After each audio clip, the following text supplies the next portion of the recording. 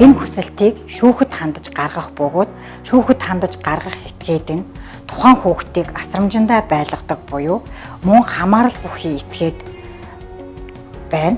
Үүнд бол эцэг их асран хамгаалагч харгалзан дэмжигч сум дүүргийн засаг дарга энэ этгээдүүдэд хамаарна. Ингэхдээ хүүхдийг үрчилсэн байдал яагаад үрчлэлтийг хүчингүй болгож өөр буцааж хуучин овог нэрийг нь сэргээх болсон талаараа нотлох хоримтуудыг хэрэгт хавсаргаж шүүхэд өгнө. Зайлшгүй цуглуулах нотлох хоримтанд энэ баримт хамаарах бөгөөд энэ баримтгүйгээр хэрэг хянан шийдвэрлэх боломжгүй. Тийм учраас хүсэлттэй гол нь үрчлэгдсэн хүүхдийг үрчлэлтийг хүчингүй болгох нөхцөл байдлыг